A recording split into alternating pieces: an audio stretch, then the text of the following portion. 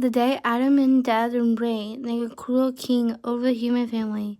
If Jesus had noticed sin and death and also have made the body again to decay and stinky and slow down to turn to dust.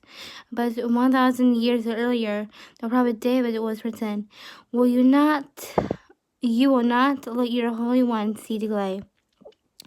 Death, who great, has no power over one who has ever sinned. Or on the third day, after Jesus was killed and buried, early Sunday morning, several women who come to the tomb to pay their respects. Suddenly there was a great earthquake, and an angel came from the heaven, pushing aside the stone, and sat on it, and his shoulders fainted, and the angel told the woman, "Do not be afraid," he said. "I know you are looking for Jesus, who was crucified. He isn't here. He has been risen from the dead, just as he would say it would happen. Come and see where his body was lying." But now quickly the disciples had been raised from the dead. But a woman ran quickly to the tomb, and very frightened, to feel great joy, to rush to the disciples to get them the angel's message. And when Jesus met them, greeting, they said, and they ran to him and fell to his feet and worshipped. Meanwhile, the soldiers came to the city and tied religious leaders, and what happened to the leaders bribed them with a huge sum of money, and telling them, "You must say Jesus' disciples came during the night while we were sleeping and stole the body."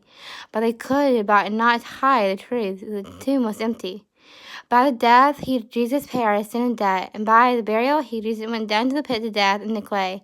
By resurrection, Jesus overcame the death, and now it says, "Don't be afraid. I'm the first and the last, and living and the one who died. Look, I'm alive forever and ever, and I hold the key of the death of Hades and the death of the grave. For all believes the good news, and death is the mayor of the door, and it opens the presence of the kingdom king who says, because I live, you will also will live." As you can tell, we are now seeing the empty tomb in a second, but other than that, he has risen, he has descended, he is here on this world to become his rightful place where we all are. To walk in, to see that empty tomb, and know for a fact that we realize he's already risen. He has come to be with us forever and ever, so we can live just like he just did when he rose from the dead for 3 days of his death. But now he is with us for eternity and forever and forever. Let that be a holy forever, because this song, Holy Forever, is a reverence to that. He's beautiful and he's holy forever. So I recommend listening to the song Holy Forever, because he is holy forever.